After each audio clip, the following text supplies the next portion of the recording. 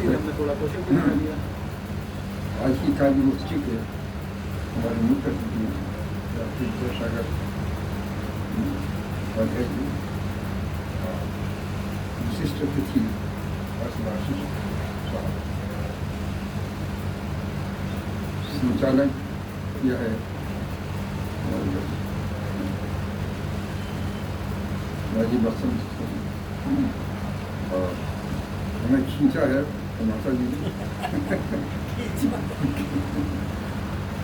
पूरी तरह से खींच देते हैं, किसी को छोड़ते नहीं, किसी को बहुत दिक्कत किया।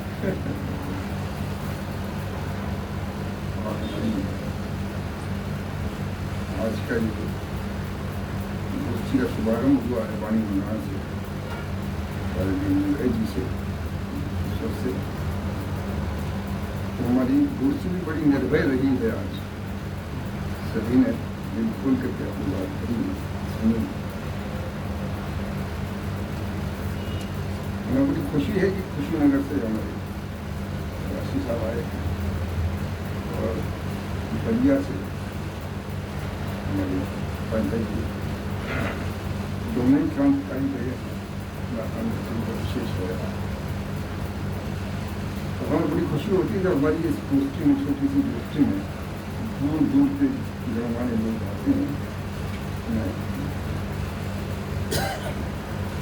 मैं थोड़ा सा अपने स्थितियों को गोष्ठी का परिचय दे दूँ। जैसे पहले हम कुछ लोग आपस में एक दूसरे के घर पर बैठ करके कितना पाठ करते हैं। कालांतर में ये निश्चय हुआ कि हम लोग उस स्थान को विशेष रूप में जहाँ सभी लोग पहुँच सकें, क्योंकि घरों में पहुँचना हर एक के लिए संभव नहीं हो पाता। तो गोष्ठी जब करनी है किसी विशेष उद्देश्य की जाती है। हमारे डॉक्टर साहब ने आदर्श हॉस्पिटल में चल रहा है, उन्होंने सहर्ष उनको गोष्ठी के लिए स्थान दिया और चूंकि आदर्श हॉस्पिटल था, गोष्ठी का नाम भी आदर्श साहित्य परिषद पड़ा, क्योंकि ये आदर्शों पर टिकी है। हमारे आदर्श हैं हिंदुत्व के प्रति स्वामी विवेकानंद और जिनसे जिन्हें गर्व नेता शब्द कहते हैं, गर्व लोग होता है नेता का शब्द। हमारा प्रयास ये है कि हम गोष्ठी के माध्यम से राष्ट्रीयता को प्रोत्साहित करें, नए लोगों को लिखने की प्रेरणा दें। आज साहित्य से दूर होते जा रहे हैं गोष्ठी हमारी महीने में 4 बार होती, कभी 5 बार हो जाती है। वैसे 3 गोष्ठियाँ हमारी बृहस्पतिवार को होती हैं, लेकिन जो लोग कार्यरत हैं उनको देखते हुए एक गोष्ठी रविवार के दिन रखी गई है, जिससे वो लोग आ सकें। तो बाकी दिनों में तो रिटायर्ड लोग ही हम लोग आते हैं, लेकिन रविवार के दिन काफ़ी गोष्ठियाँ होती हैं, क्योंकि हमारे यहाँ अच्छी होती है। इस तरह से हमारी गोष्ठी कई वर्षों से निरंतर कार्यरत है और हमें ये सौभाग्य प्राप्त हुआ है कि हमने नामांकनों को काफ़ी ऊंचाई तक पहुँच गई है। इसमें बहुत बड़ा श्रेय हमारे विश्वास जी का है। ये सबको इकट्ठा करते रहते हैं और इनको कोई मना नहीं कर पाता। तो एक बात यह है कि देखो ये आमंत्रित करते हैं कि जरूर है। और हमारे डॉक्टर साहब का बहुत बड़ा श्रेय है कि अस्पताल में उन्होंने इतना सुंदर कक्ष आप देखते हैं, साहित्यिक कक्ष, जहाँ क्रांतिकारी साहित्यकार और आध्यात्मिक विषयों को ही चित्र दिए हुए हैं, ऐसा कक्ष बनाया है। यहाँ बैठ कर के आदमी का चिंतन ही हो। इस प्रकार हमारी गोष्ठी कई वर्षों तक निरंतर चल रही है और सभी का योगदान है, वो आते हैं। हमारे माता जी जो हैं उनका काम है कि सब कुछ कैद करना। ये आप देख रहे होंगे कि उन्होंने लगा रखा है कैमरा। ये पूरी गोष्ठी को ये इसमें कैद कर लेते हैं और बाद में सभी को, तो हम लोगों को भी तसल्ली होती है कि भाई हमारा जो वक्तव्य है वो कहीं ना कहीं रिकॉर्ड हुआ है तो वो सबके पास हमारे हिमाचल सेक्शन जी जो हैं सेक्रेटरी हैं और निरंतर हमारी दृष्टि में आते हैं। उनकी संस्था चल रही है। हमारे एक श्रोता राहुल हैं, देखिए श्रोता की बहुत आवश्यकता होती है। कहने वाले तो सभी होते हैं, सुनने वाला बहुत धैर्यवान व्यक्ति होता है जो सुनता है, वरना हमने अपनी जगह सबसे आपने जो समीक्षा की निश्चित रूप से बहुत महत्वपूर्ण है। और आप इकलौते श्रोता हैं, इसलिए आप बहुत ही सम्माननीय हैं हमारे लिए। बहुत अच्छा लगा सीमा जी आपकी सहयोग से सब आए हैं यहाँ पे। आज भी बहुत दिनों बाद आई हूँ वैसे ऑफिस रहता है सर। निश्चित रूप से दिक्कत होती है, थोड़ा दिन देर में नहीं आ पाते हैं। और हमारे खुशीराम वाजपेयी जी अच्छी कविताएँ लिखते हैं। अच्छा आपने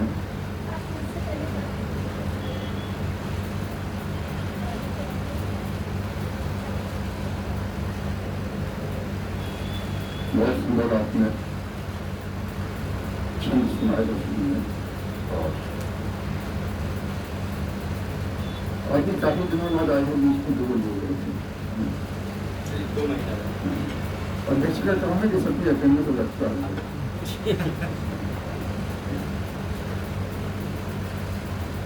इधर हमारी सुरभि जी जो है, सुरभि जी आज भी बहुत दिनों बाद आई हैं। निश्चित रूप से आपका भी उत्तर होगा कि भाई हम कॉलेज में पढ़ाते हैं, नहीं नहीं मिल पाता हैं वर्किंग डे में, गलती हो गई। फिर भी आप आते नहीं हमारे लिए, बहुत अच्छा लगता है।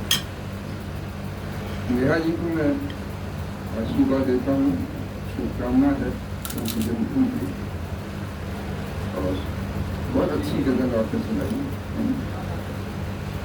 गजल सुनील जी ने भी बहुत अच्छी सुनाई थी। हाँ, दोनों ही अच्छी गजलकार हैं आप। हमारे निर्मल गुप्ता जी हिंदी साहित्य की बहुत सेवा कर रहे हैं, साहित्य परिषद के माध्यम से भी।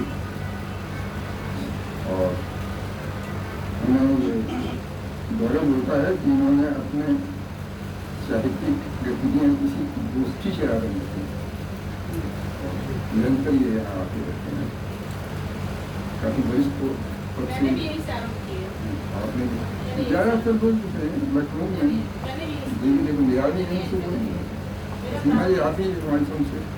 हाँ, मतलब शुरुआत की है, प्रैक्टिस की है। मतलब सबसे पहले सृजन कहते सर, यहाँ के बारे में सीमा नहीं बताया।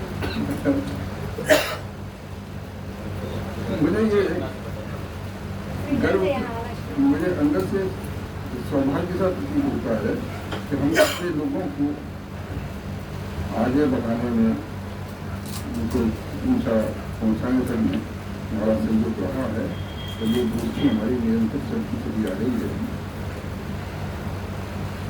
हमारी कार्यकारी अध्यक्ष विमोचन बाबू जी ये बड़े अच्छे व्यंग्यकार हैं। हालांकि आज उन्होंने बेटियों के ऊपर सुनाए, लेकिन व्यंग और हास्य की बहुत अच्छी कविता है। इस टेक्निक में आप बेटियों को प्रसिद्ध करें।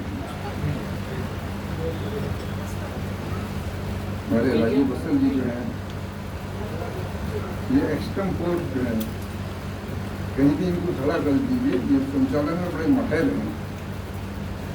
पता नहीं घर पर संचालन कर पाते नहीं कर पाते, उसका संचालन बड़ा अच्छा है।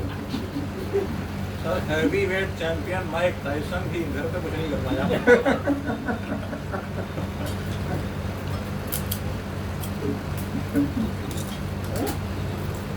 आपके सहयोग से बहुत बढ़िया हमारा कार्यक्रम हो जाता है। हमारे डॉक्टर साहब का कंट्रीब्यूशन तो बहुत ज़्यादा है और डॉक्टर साहब हृदय से कवि है, जो कविता में जीता है वही कवि होता है। एक तरह का व्यसन है, कविता करना भी एक व्यसन है, जिसको लग जाता है वो छूटता नहीं। तो डॉक्टर साहब को भी व्यसन लग गया है, डॉक्टर उसके हुए ही सोसाइटी की सेवा कर रहे हैं। बहुत अच्छी रचना थी आपने मोक्ष के लिए, मुक्ति की बात कही थी, तो मुक्ति के लिए सभी तरसते हैं। गीता में तो पूरी गीता ही हमारे भगवत गीता जो है उसी का संदेश होती है मोक्ष प्राप्ति का, लेकिन कितने लोग उसका अनुसरण कर पाते हैं। लेकिन वास्तव में आप कर्मयोगी हैं, चिकित्सक का काम तो करते हैं, उसके साथ में समाज सेवा भी करते हैं, साहित्य सेवा भी करते हैं, निश्चित रूप से आप और हमारे विश्वास जी को पितामह हैं गजल के, जैसा आपने वासी साहब ने बताया उनके बारे में। वासी साहब तो ज़्यादा जानते होंगे क्योंकि कुछ लोग बहुत घनिष्ठ मित्र होते हैं, वो एक दूसरे की कमियाँ जानते हैं, लेकिन थोड़ी बहुत कमी नहीं जाती। नहीं, वो कमी नहीं, वो कमी तो इसलिए कि क्रिटिक अगर नहीं होगा तो सही बात कैसे सामने आएगा। हम लोग सीखते हैं ये कैसे 30 बरस में करीब 28 साल का था। और जी यहाँ बैठ करके सबके ऊपर नजर रखते हैं, ऐसी नजर रखते हैं कि अगर कोई गलती हुई है तो छोड़ने नहीं कोई गलती करते होंगे। मैं सभी लोगों का बहुत आभारी हूँ। कमल कौन है? सब नाम कमल। सबसे बड़ी चीज़ है कि आप विजय सागर जी जैसे लोगों को, राजेश जी साहब जैसे लोगों को यहाँ बुला लेते हैं, ये हमारी बहुत अच्छी बात है।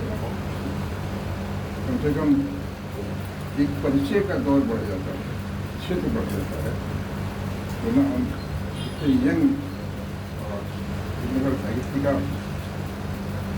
42 किताबें आपने लिखी हैं, 42 किताबें इस उम्र में लिख देना बहुत बड़ी बात है। हम लोग तो ये किताब नहीं लिख पाते। ये तो अगले साल जब आपकी 12 जनवरी आएगी, हम लोग तो अवश्य बनाएंगे। 12 जनवरी को हमारा वार्षिक महोत्सव होता है, संस्था को हम 12 जनवरी में हमारा होता है। हम चाहेंगे कि आप लोग हैं, आप